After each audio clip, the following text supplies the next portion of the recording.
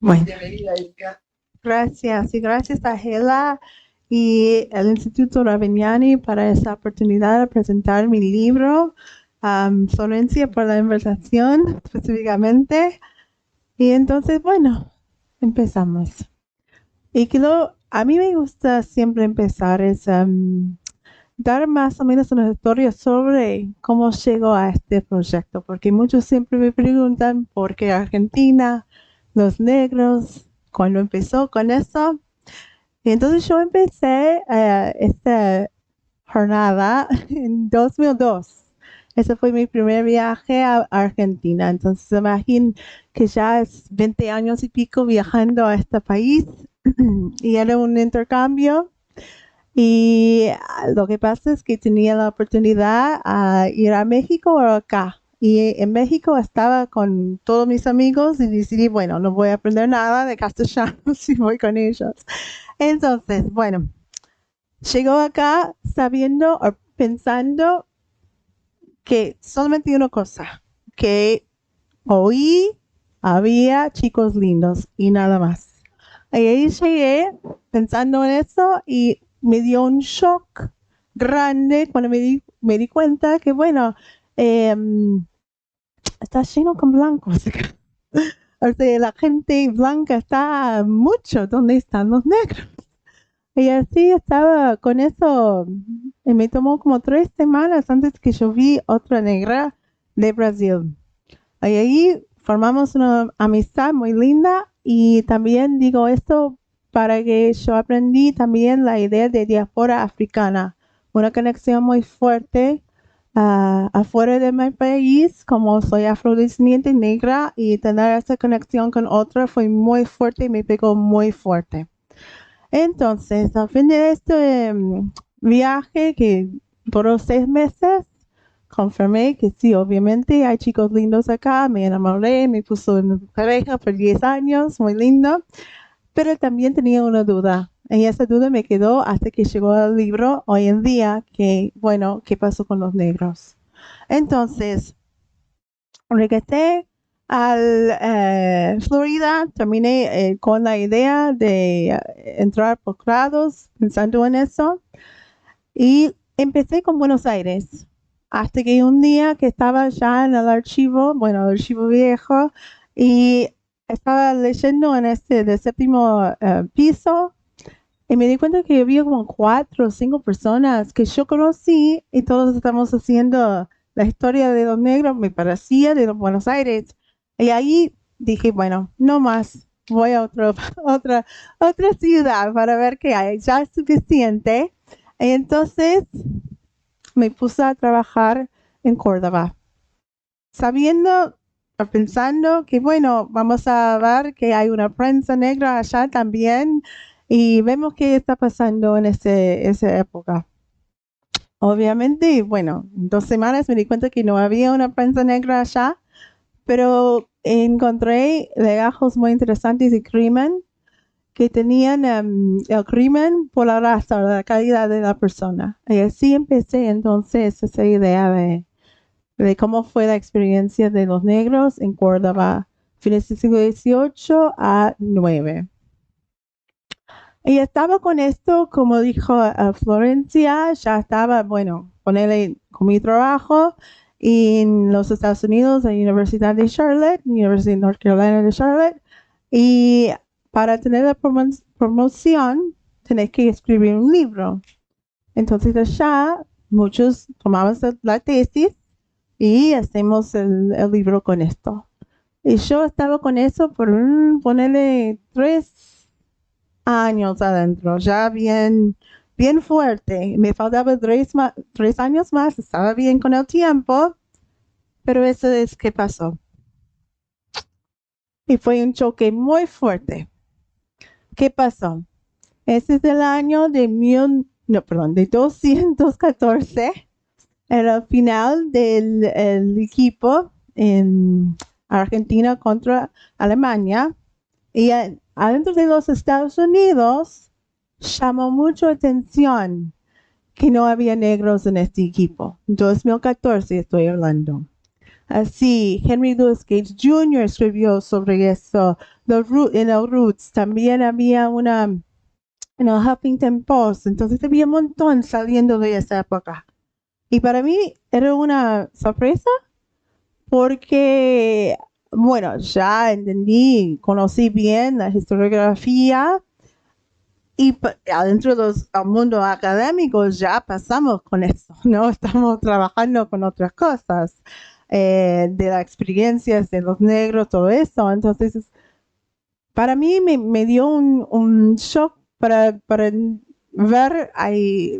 que había tanto distancia entre el mundo académico y el público.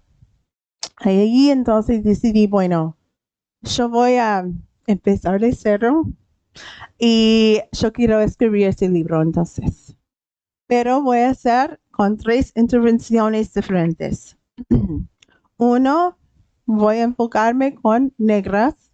Otra, me quedo con Córdoba. Y la tercera es la época colonial. Así, esas son las intervenciones que quería hacer para que avanzar los estudios afroamericanos en Argentina. Entonces empezamos con esto. Lo que pasa entonces es, en general, sabemos que la mayoría de los estudios de los afros son sobre los negros, o sea, los hombres. Está bien.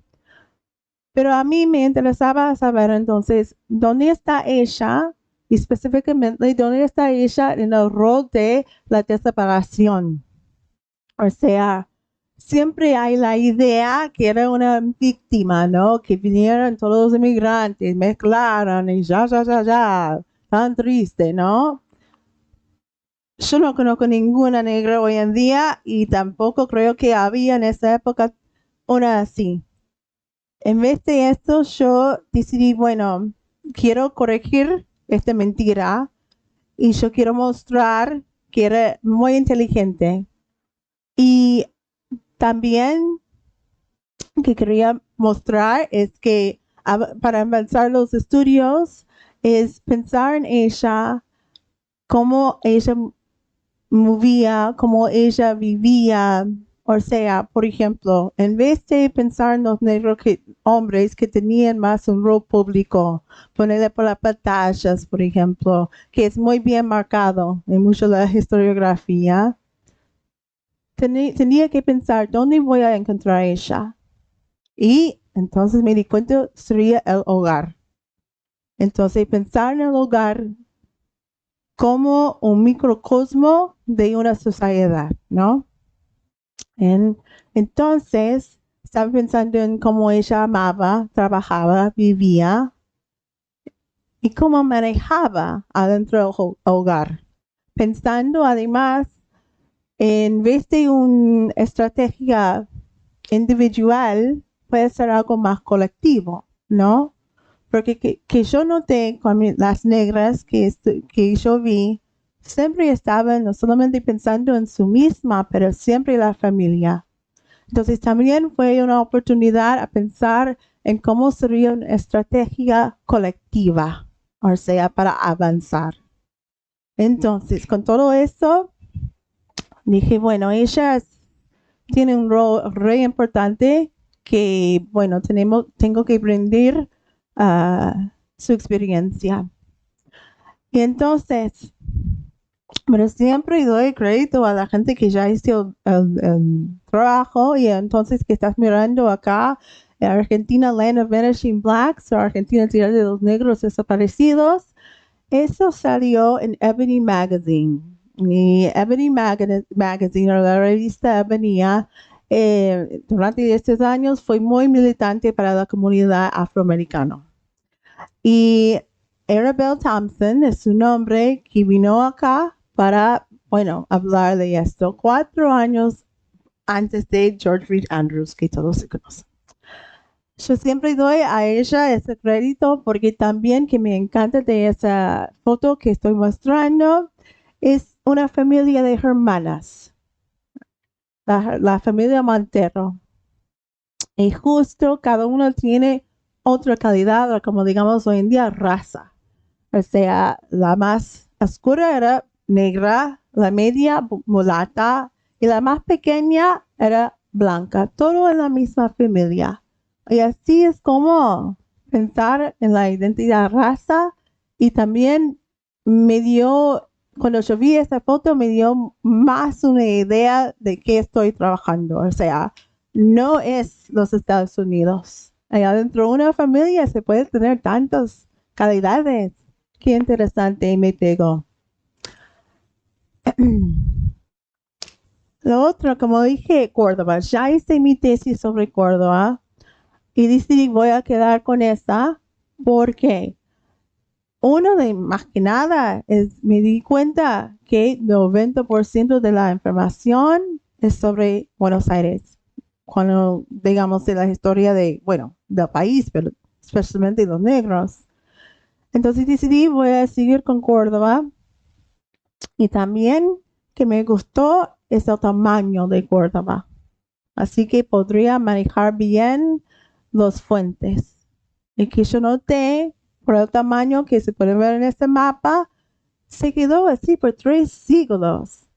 ¿Viste? Entonces, el máximo que había en el último censo que yo miré, que fue 1840, eran 12,000 personas nomás. Entonces así yo podría verla cuando nació, murió, cuando era negra, mestiza, indígena y cuando llegó a ser una doña. Yo podría verla en muchos momentos, perdón, de su vida. Eso me llamó mucha atención de Córdoba.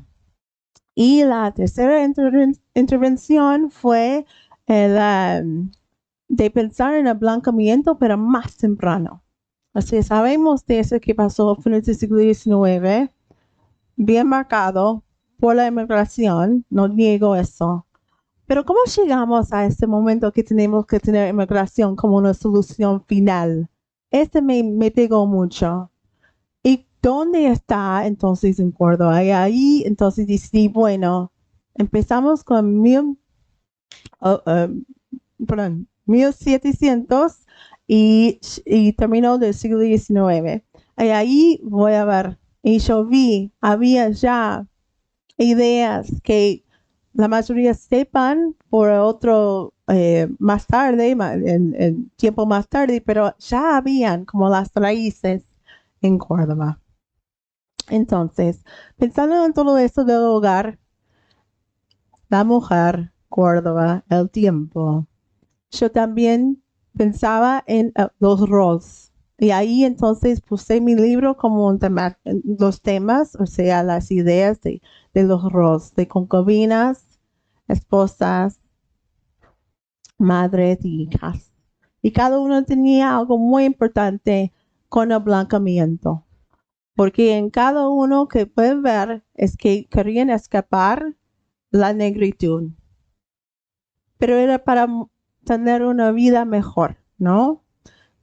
Digo, en este estudio me concentré en estas mujeres. No todos podrían hacer eso. Eso es cierto. En algunas partes de mi libro yo noto que no todos podrían avanzar a ser blanca o blanquearse. Pero vamos a conocerlas. Bueno, primero la concubina, esclava, señora, era un caso bien increíble, que sigo con eso. Era un cura con su amante, que era una esclava, que se llamaba Bernabela Antonio Villamonte. Y lo que pasa con cada, sea concubina, esposa, madre, hija, siempre tenía un juego o algo que tenía que ver con la ley. Y con ella estaba contra la ley, o sea, ya estaba en cohabitación con un cura que no se puede. También, que fue muy interesante, es que con su apoyo, ella pusió o vestió en ropa que no debería tener porque era una mulata, como joyas de oro o también de seda, y andaba por la calle en pública, así, sin vergüenza. Obvio, había un problema con eso, pero que me llamó mucho atención era el insulto que ella dio a esta sociedad. O sea, ellos no podrían aguantar que una mulata, o sea, una persona con mala sangre, pueda andar así como si fuera una señora. ¿Por qué? Porque tenía el color de una española. Y esa fue la mancha. Entonces ella podría ser una doña si ella quería, ¿no? Siempre con el apoyo de su amante. Pero eso muestra entonces la calidad es flexible, especialmente en ese momento. Y si tenía esa piel tan clarita, ¿cómo no? Y para mí muchos avanzaron así. En su caso fue con el apoyo de su amante, se podría ser. Hasta que llegaron a un punto que tenían que separarlos porque eran demasiado. Y así terminó su vida a ser blanquita. Para tener una vida más segura era ser una esposa. Y adentro de la ciudad de Córdoba, por 100 años, durante el siglo XVIII, había, por Cecilia Ferreira, hizo ese trabajo, 25 parejas que eran una esclava o negra y un blanco. 25. Pero seguramente fue suficiente y demasiado, qué sé yo, porque ya salió entonces una ley importante que se llama la Real Pragmática, perdón. Pero espero con esto. Muy bien, gracias. Bueno, entonces cuando salió esto, era por el rey y era para parar más o menos parejas desiguales. Pero no dio la definición de qué era. Que notamos entonces, adentro de América Latina, pues, era seguramente las que tenían mala sangre. Y así no deberían estar. Entonces, ¿qué dijo la ley? La ley dijo que, bueno, si tenéis 25 años o menos, tenéis que pedir permisión de sus papás, si sos español. Y ellos podrían negar la oportunidad a casarse. Pero había una excepción, que si había amor real y todo esto romántico, ellos podrían ir podrían hacer un descenso, o sea, vayan a un juez. Gracias. Bueno, gracias. Mucho gusto. Juicio descenso. Y ellos podrían hacer eso. Ahí es que tengo mis casos interesantes. Porque con Manuela Arrieta, ella quería casarse con Manuel Bayori, pero su hermano dijo que no. Y entonces puso este descenso para ver si ella podría casarse, porque estaba diciendo que ella tenía mala sangre. Mira, ese ya nos conocimos bien. Mónica Giardi hizo un trabajo muy fantástico, Dora Selton también. Ya sabía de esos casos. Y en general, cuando yo me puse a ver entonces que estaban a favor o que no, era casi mitad. O sea, 50%, 52% eran en favor, que dio la pareja la oportunidad de casarse. 48% no. Yo digo eso para que no es una sorpresa. Lo que fue muy interesante para mí entonces es explicar por qué. Y ahí salió la blanquitud. Porque ahí cuando las mujeres dijeron que era una calidad equivocada, que no tenía mala sangre, que eran blanca o indígena, ellos tenían la oportunidad de aprovechar a casarse. Y eso me llamó mucho la atención. Y ahí era Manuela Arrieta quien dijo que era indígena. Indígena en el sentido que era una descendiente de un indio noble. ¿Por qué? Porque adentro de ese Real Pragmática dijo que indios nobles también eran españoles escondidos. Y ahí entonces había otra forma de blanquearse y me llamó mucho la atención de pensar entonces de ser indígena y el proceso de blanqueamiento. O sea, no es siempre de ser bien blanco, pero tener las oportunidades y los privilegios que otros tenían es también llamarte o ser indígena. De ser madre, entonces también notó eso en Córdoba, que fue muy interesante. Pensando otra vez en las leyes que ya están llegando en la la República Argentina, específicamente la ley de vientres que salió en 1813. Y yo, por mi parte, yo pensé que iba a encontrar entonces muchos casos de libertades contestados, pero no, yo no conseguí nada de eso. Entonces estaba pensando, entonces, ¿qué está pasando acá? Adentro de estos casos que había un conflicto de la libertad, me puso a leer y que yo noté era que ellos estaban diciendo que eran indígenas. Yo digo esto para que tenemos siempre darnos cuenta que las vías de libertad, de resistencia, siempre tiene que ver con el contexto, ¿no? No van a usar argumentos liberales, digamos, liberales en este momento, de ley de vientre que viene de Buenos Aires, que ya están en conflicto con Buenos Aires porque no quieren separación de España. No van a usar estos argumentos para tener éxito. No, van a usar, pensar en qué van a tener éxito dentro de este contexto social. En este caso, es declararse indígena, que viene de una ley muy vieja, ¿no? Del siglo XVI, que declaran que los indios eran libres. Y así estaba. Entonces, salió esta María Guerra, que, bueno, con la mansa de ser esclava, porque su padrón murió, y los hijos vino para declarar que es su esclava para venderla, ella usó este argumento justo para salvarse de esa esclavitud. Y funcionó. Entonces tomó como, eso es de ley, tomó como, qué sé yo, 8 años para aprovechar. Y seguramente las guerras ayudó porque había mucho caos, pero ella sí ganó a tener esa identidad india libre. Y me llamó mucho la atención en ese sentido porque el proceso de manumission, o sea, de ser libre, siempre sigue la mamá, también esclavitud. Y entonces cuando declaró que ella era libre, también sus hijos y también sus nietos, y todo estaba dentro de eso. Entonces, mostrando también entonces cómo ser madre, como para mí luchar para tus hijos, para tener otra vida muy linda.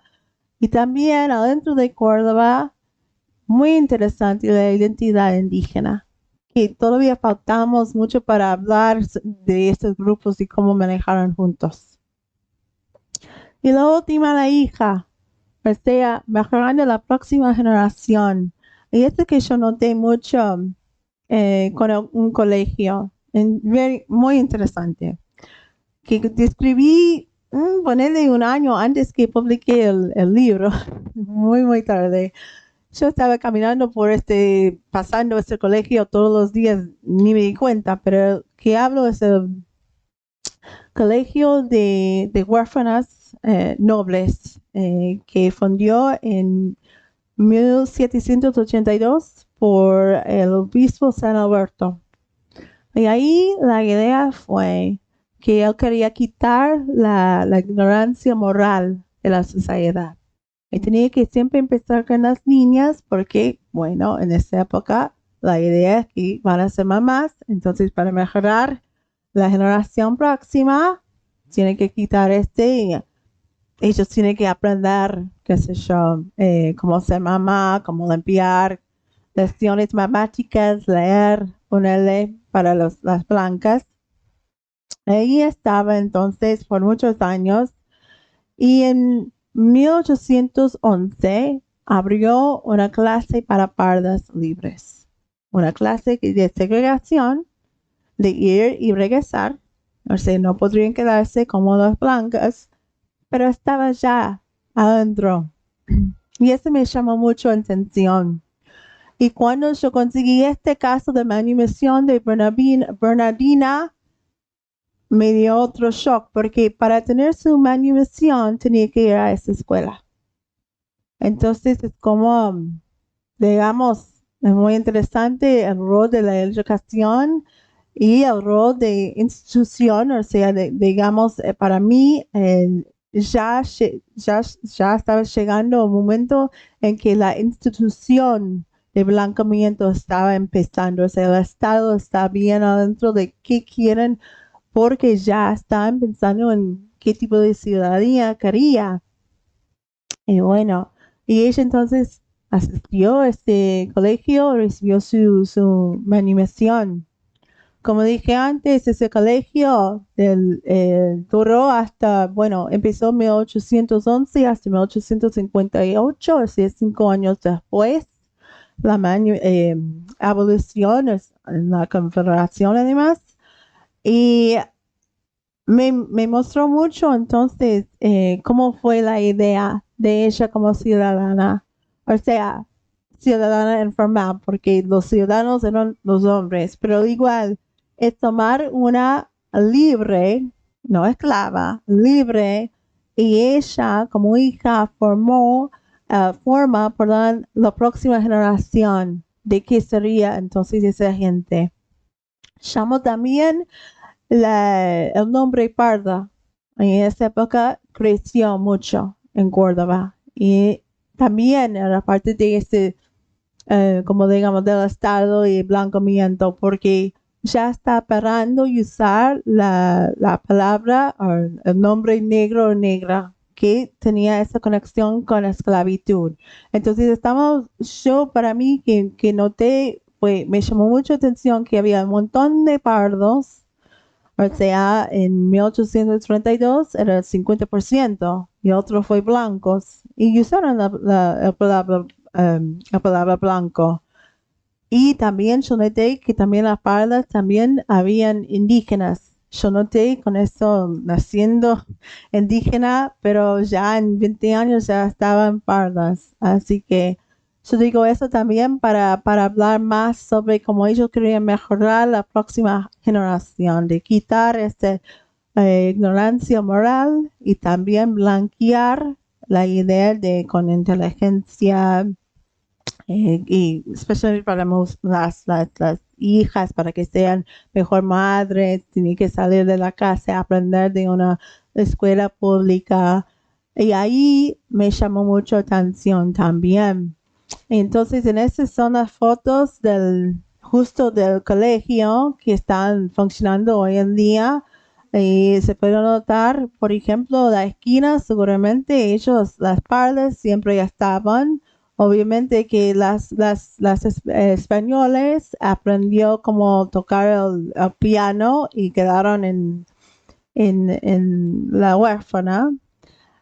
Pero también que fue muy lindo es ver, pero es muy medio difícil, pero son ángeles, una negra y una blanca, que están en el cielo de la iglesia.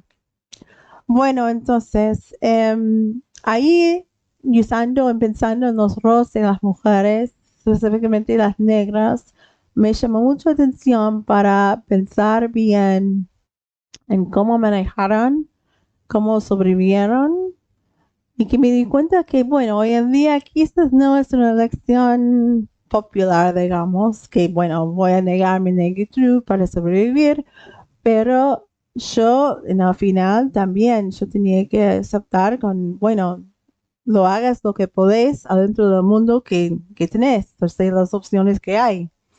Y para ella era dejar la negritud para tener una vida mejor para ella, para su familia. Y para mí siempre era muy, muy, muy inteligente en cómo se manejaban esa dentro del hogar, la calle, ponerle. Y para mí siempre escondiéndose en plena vista. Gracias.